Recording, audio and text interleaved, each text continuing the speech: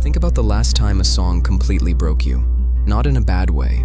In that specific way, where something builds in your chest, your throat tightens, maybe your eyes water, and for a few seconds you feel something so intense, it almost hurts. And then it passes. And you feel strangely good. Now think about what you did next. You probably played it again. That's the thing nobody can explain on the surface.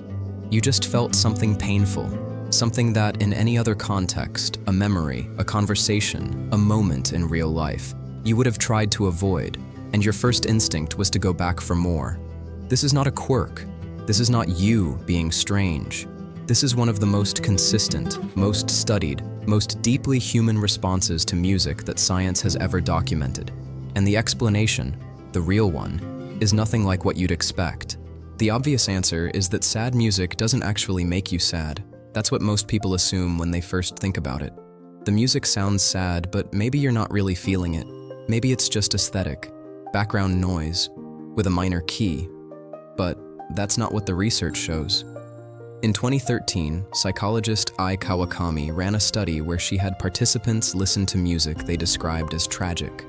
She measured two things simultaneously: how they perceived the music and how they actually felt while listening to it. The perception and the feeling were completely different. Participants heard the music as deeply sad, but their actual emotional state while listening was closer to something romantic, wistful, even pleasurable. So you're not imagining it. The sadness is real. The pleasure is also real. They coexist, and somehow, the sadness is producing the pleasure, not canceling it out.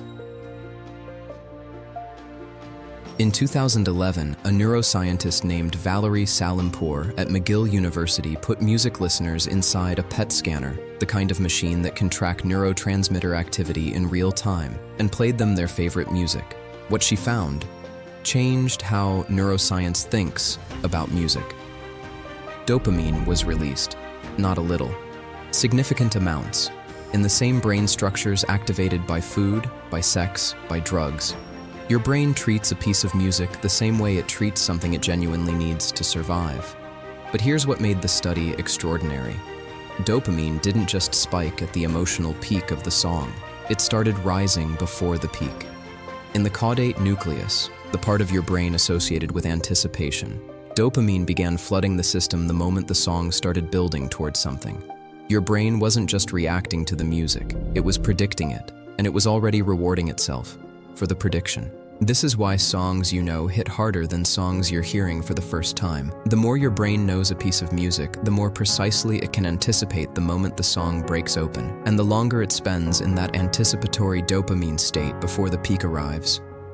The tension before the drop, the held note before the vocal cracks, the 4 bars of build, before everything releases. That is dopamine. That is your brain flooding itself with reward chemicals, because it knows something extraordinary is about to happen. And sad music, specifically sad music, is structurally built to maximize this effect. The slow build, the unresolved harmony, the melodic phrase that reaches upward and doesn't quite arrive. These aren't artistic accidents. They are biological triggers, tension machines, devices specifically engineered, consciously or not, to hold your brain in that anticipatory dopamine state for as long as possible before releasing it. The sadness is the tension, and the tension is the reward. But dopamine alone doesn't explain the feeling completely, because what you feel when a sad song really hits isn't just pleasure, it's something bigger than that, warmer, more overwhelming. There's a specific name for it. It comes from Sanskrit, 2 words, kama, meaning love, muta, meaning moved. Kama, muta. Researcher Alan Page Fisk at UCLA spent years identifying this emotion across 19 different nations and 15 different languages. He found that every culture on Earth experiences it, and every culture struggles to name it.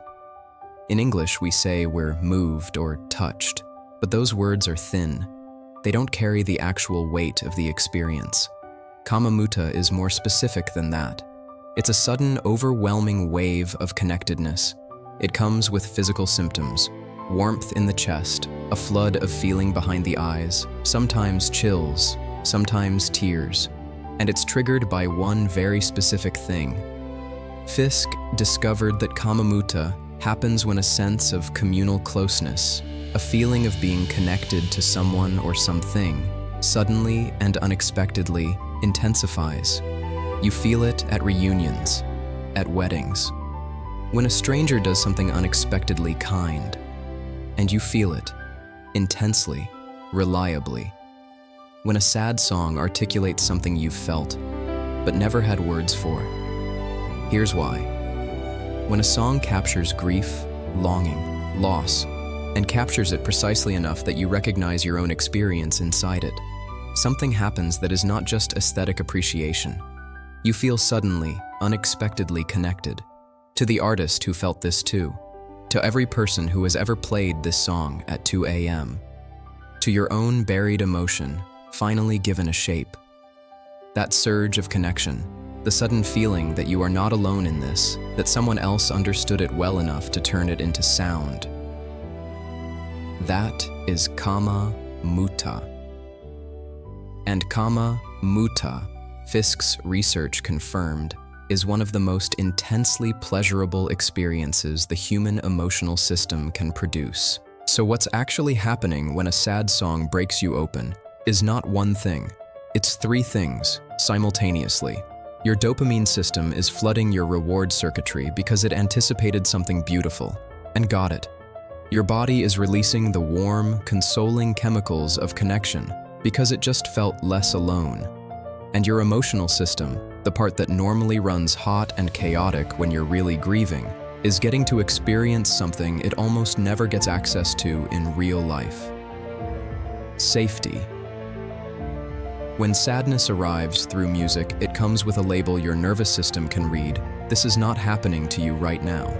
There's no threat to respond to, no situation to escape, no action required. You get to feel the feeling without the emergency. That's what makes it pleasurable. That's why you play it again. Not because you want to suffer, but because your brain recognizes, correctly, that it just found one of the only environments where it can feel something real, without cost. Sad music is not an escape from feeling. It's the one place where feeling is finally safe. Now here's the part that genuinely stopped me when I first came across it. Not everyone experiences this equally, and the differences between people who do and people who don't reveal something uncomfortable about what it means to be emotionally alive. Researchers consistently find that the people who feel sad music most intensely, who get the chills, who feel the Muta, who come back to the same song 40 times, score significantly higher on one specific personality trait: openness to experience. Not intelligence, not musical training, not sensitivity in the general sense. Openness, the willingness to sit with something complex, ambiguous, unresolved. The capacity to let an emotion move through you, without immediately trying to manage it or explain it away. The people who feel music hardest are the people who are most willing to feel. And there's a neurological dimension to this that goes even deeper. A study out of the University of Southern California found that people who regularly experience intense emotional responses to music have a measurably different brain structure. More nerve fibers connecting the auditory cortex, the region that processes sound, to the regions that process emotion. They are, literally, more wired for it. Which means, if a sad song has ever stopped you completely, if you've ever had to put down what you were doing because something in the music reached in and grabbed something real, that's not weakness. That's not being too sensitive. That's a brain that is exceptionally good at one of the things human brains evolved to do. Feel the full weight of being alive, of being. The question scientists are still debating is why this system exists at all. Why would evolution produce a brain that gets reward chemicals from simulated sadness? What is the survival advantage of being moved to tears by an arrangement of sound waves? The leading theory is social. Music may have evolved as a tool for creating shared emotional experience, a way for groups of humans to feel the same thing at the same time. to synchronize their inner lives, to build the kind of trust that makes cooperation possible. On this account, sad music working on you is not a paradox at all. It's the system functioning exactly as designed. Music reaches into the most private part of your emotional life and makes you feel connected to something outside yourself. It tells you that whatever you're carrying, someone else felt it. Someone felt it so precisely, they turned it into something that will outlive them by centuries. You are not alone in this. That is the message. That has always been the message. And your brain, every time a sad song breaks you open, is confirming it. There's a reason you came back to that song, and now you know what it is. Next week, we go one layer deeper into why certain songs are permanently fused to specific memories in your brain and what that process reveals about how memory actually works. If music has ever taken you somewhere you thought you'd forgotten, that one's for you.